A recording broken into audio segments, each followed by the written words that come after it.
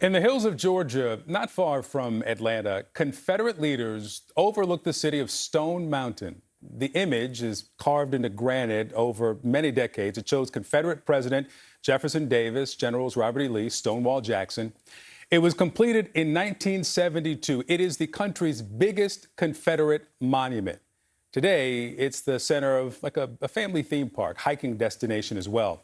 And from the beginning, the monument has been associated with racist movements and the modern KKK. 1915, the Klan burned a cross at its peak, emboldened by the release of the silent movie Birth of a Nation. Well, now, in the wake of the social justice protests across the country in 2020, the Stone Mountain Memorial Association voted to build what they call a truth-telling exhibit there. But whose truth?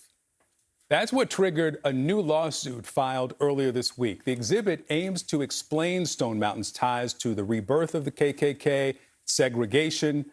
But a Confederate group filed a lawsuit saying that the park is breaking state law. So with me now is that group's lawyer, Martin O'Toole. Thank you for coming in.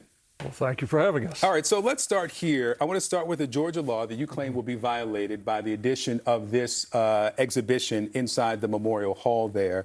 And the law, Georgia law, is the memorial to the heroes of the Confederate States of America, great upon the face of Stone Mountain, shall never be altered, removed, concealed, or obscured in any fashion, and shall be preserved and protected for all time as a tribute to the bravery and heroism of the citizens of the state who suffered and died in their cause. You call the exhibit an attack on the traditional Southland and the American nation. How so?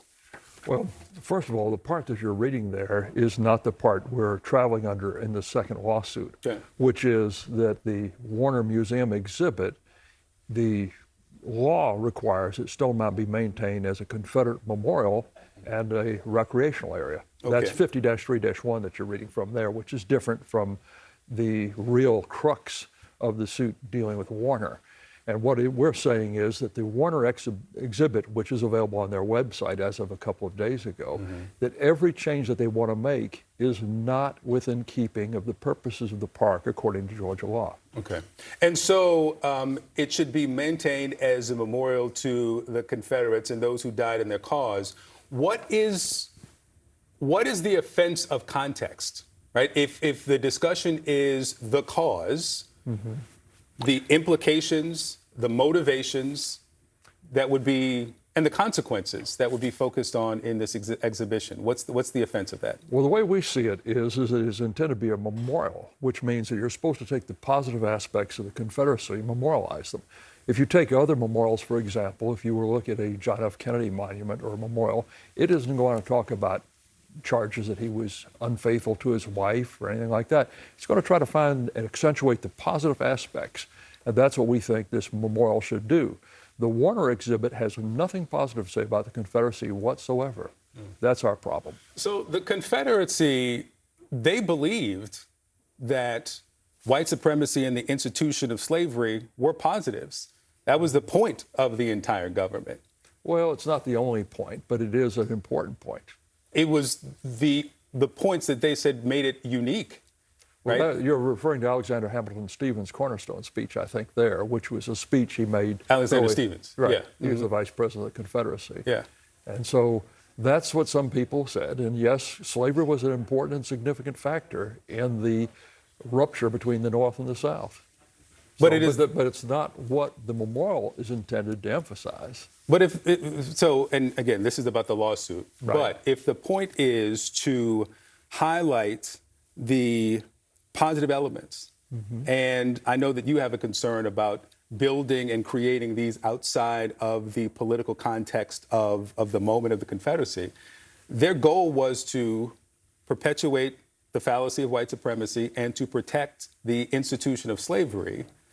A monument about the Confederacy without that seems incomplete.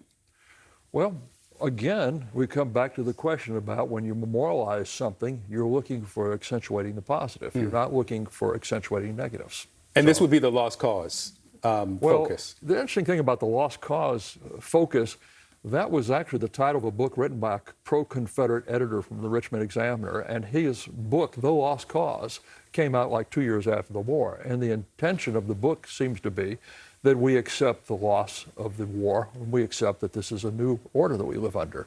And so when they talk about lost cause ideology, they're talking about something which was actually a pro-Confederate statement by E.A. Pollard, who is the editor of the Richmond Examiner. And has now become synonymous with this kind of genteel gauze that is placed over antebellum South.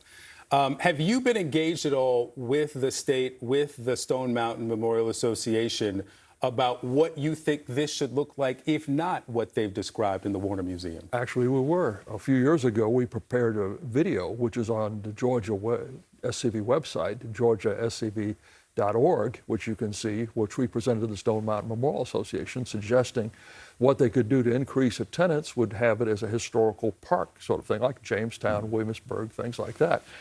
And they advised no interest in that whatsoever. And we've had several meetings with the Stone Mountain Memorial Association people, and they usually tell us we're here to listen, but they won't respond to anything. We also sent a letter to the Department of Administrative Services before filing the lawsuit saying that we had issues with this. Could we talk about this? We got a letter back, said, we've read your letter, we'll be back in touch with you. Got no response. Several years ago. Then we sent a second letter saying we haven't heard from you. No response to that letter whatsoever. So for us, the only way to go is to file the lawsuit. All right, Martin O'Toole, I find this to be interesting that the addition of the context of segregation and slavery and the elements of the Confederacy just might break Georgia law. And we'll be following it. Thanks for coming in and having the conversation. Well, thank you for having us. Appreciate your opportunity to speak.